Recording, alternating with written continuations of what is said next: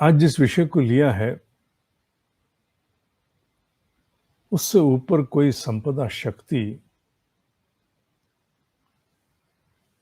ब्रह्मांड की तो मैं नहीं कहूँगा, मैं वहाँ गया नहीं, पर हाँ, पृथ्वी पर नहीं है, इतना तो कह सकते हैं। वो क्या शक्ति है?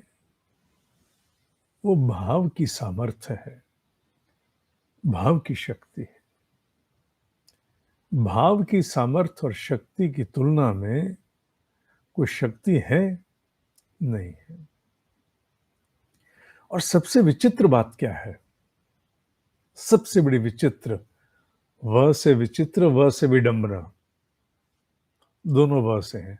विचित्र और विडंबना वो क्या है कि हम इसके विषय में कुछ नहीं जानते। प्राचीन भारतीय मनीषा ना हो तो इसके विषय में विश्व को भी पता बहुधा नहीं हो, और प्राचीन भारतीय मनीषा में उल्लेख होने के बाद भी हम में से कितने हैं जो इसकी सामर्थ्य से परिचित हैं। विश्वास करना तो और भी पहले की बात है, सामर्थ्य से तो बाद में परिचित होंगे। विश्वास भी नहीं होगा कि भाव रूपी कोई शक्ति है जिससे ऊपर इस पृथ्वी पर कोई शक्ति नहीं है। ये विश्वास भी नहीं होगा, जल्दी होता भी नहीं है। मैंने उदाहरण 1.5 वर्ष पूर्व दिया था, मुझे आज याद है। बहुत साल पहले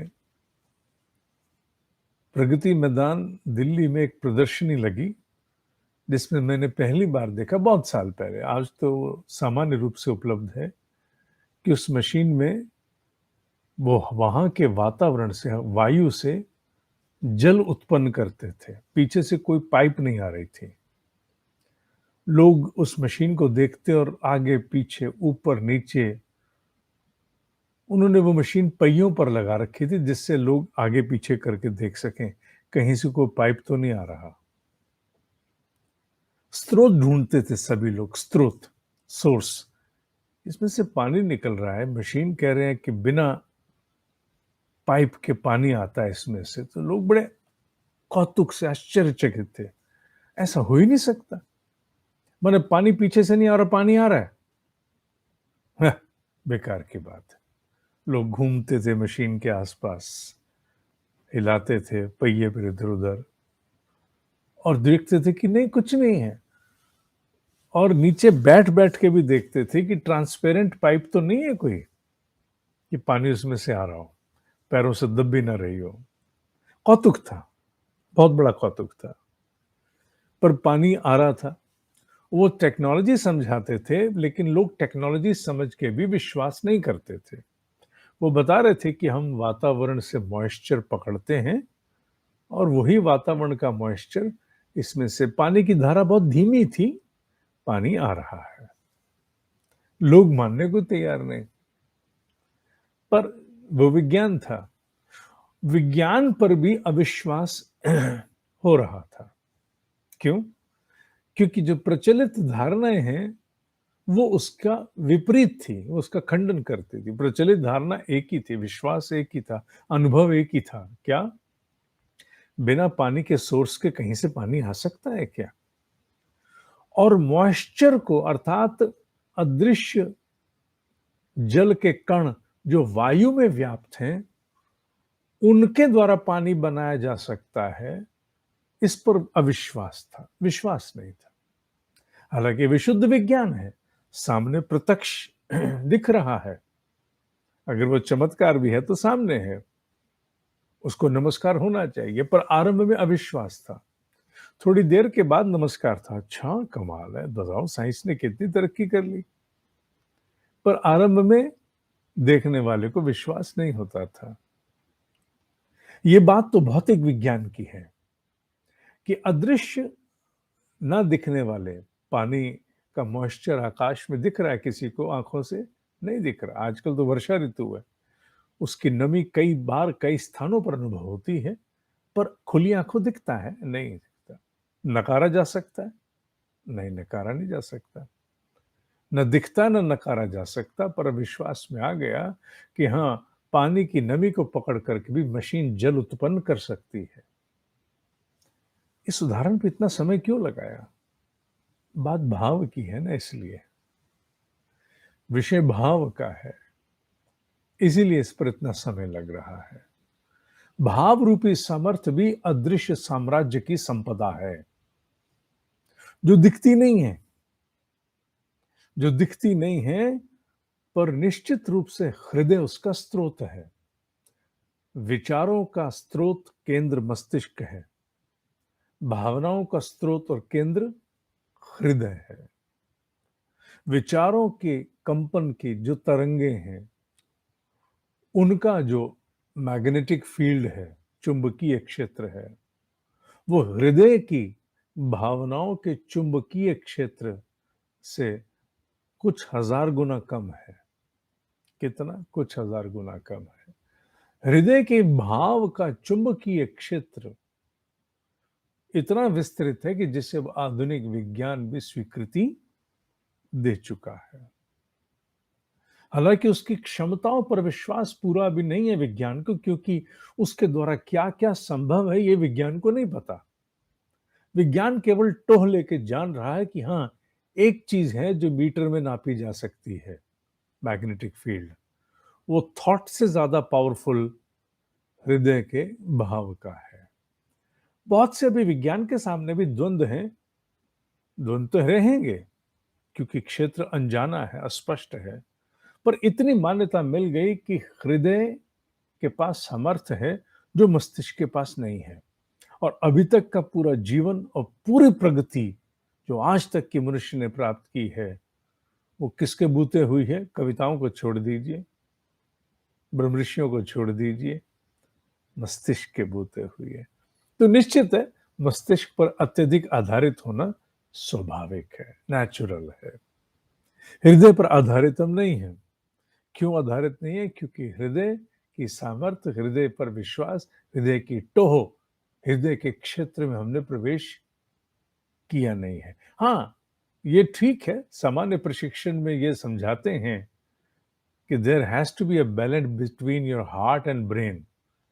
मनुष्य के भावनाओं में और उसकी बुद्धि की, विचारों की क्षमता में, तर्क वितर्क में एक संतुलन आवश्यक है।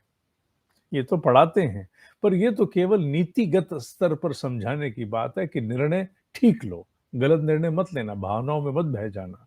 पर यहाँ भाव के विज्ञान का, भाव की शक्ति, भाव की सामर्थ्य का उल्लेख है। यहाँ हम केवल भाव पर केंद्रित हैं। भावनाओं की क्षमता की तुलना इस पृथ्वी की किसी शक्ति पर नहीं की जा सकती। और भावनाओं की शक्ति के द्वारा जिस स्तर के परिवर्तन लाए जा सकते हैं, जो कि ब्रह्म ऋषियों का क्षेत्र है, मैं तो इस विषय में छुटपुट जानता हूं, बहुत कुछ पढ़ा हुआ बोल रहा हूं, जरा मेरा अनुभव भी होगा। पर भाव की क्षमता और भाव की शक्ति, जिस दिन मनुष्य इस पर आधारित होकर के अपने कदम बढ़ाना आरंभ करता है, उस दिन उसे अनुभव में आना आरंभ होता है कि हाँ, इससे भी बहुत कुछ संभव है, किया जा सकता है। मूलतः पूछो तो सब कुछ इसी से संभव है। मेरे ब्रह्म ऋषि का वाक्य अकाट्य है। मेरी आंखों में आंखें डाल के कहा था उन्होंने, बेटा, भगवान भावना है, संवेदना है, सेवा है। भगवान भावना है। वो 10 हाथ वाला है कि 12 हाथ वाला, मैं नहीं जानता, पर मैं जानता हूं भगवान भावना है। और ये अमोघ है, अकाट्य है, अपरिवर्तनीय है। मेरे संदेह समाप्त है, मेरे अनुभव हो या ना हो, पर मेरे संदेह समाप्त है। मेरे अनुभव थोड़े बहुत होंगे, पर संदेह समाप्त है। इस भाव की शक्ति, इस भाव की सामर्थ्य को अध्यात्म जगत में सर्वाधिक स्तर पर उपयोग किया जाता है। अध्यात्म जगत में अपने भीतर की अस्थिरता और बिखराव को समाप्त करते हुए हम अपनी भावनाओं के पुंज को केंद्रीभूत करते हैं, एकत्रित करते हैं, और धीरे धीरे ऐसी सामर्थ्य आ जाती है जिस लक्ष्य पर लगा दें, भाव वहां रचना करेगी। हैविंग सेड सो माने ये कहने के बाद इसको प्रारब्ध के क्षेत्र में मत लाना, अन्यथा कर्म फल के सिद्धांत परास्त हो जाएंगे। पर सब कुछ प्रारब्ध पर आधारित नहीं है। More than 85% of your life is by choice arjuna. भाव की समर्थ और भाव की शक्ति, अगर संभव हुआ तो इस पर सत्संग अथवा इस पर एक कार्यशाला करेंगे, जिसमें इस बात की दृढ़ता पर आपको और आगे ले जाएं कि कौन कौन से कैसे कैसे किस प्रकार के छोटे छोटे प्रयोग, भाव रूपी प्रयोग भी किए जा सकते हैं, जिससे और दृढ़ता हो। मैं ये नहीं कह रहा हूं कि कल की श्रृंखला आरंभ हो रही है। मैं विचार करूंगा, संभव होगा तो मुझे, क्योंकि मुझे इस विषय पर थोड़ा अध्ययन भी जोड़ना पड़ेगा। मेरे अनुभव का क्षेत्र थोड़ा सा भिन्न है, वो आगे निकल गया, पर आपको समझाने की दृष्टि से मुझे अध्ययन भी करना पड़ेगा।